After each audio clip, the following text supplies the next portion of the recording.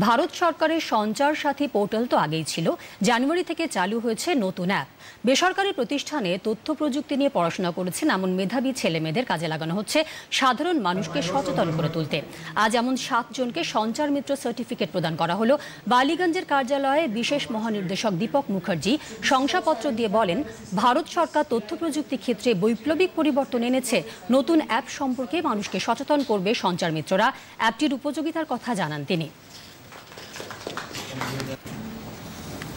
আমাদের সঙ্গে ইন্টারঅ্যাক্ট করা, আমরা যেমনি ওদের ট্রেনিং দিলাম, মেনলি ওরা যেই কাস্টমার, অন্য স্টুডেন্টস বা ওদের যে কমিউনিটি ওদের সঙ্গে যে টাচে আসছে, ওনাকে এডুকেট করা।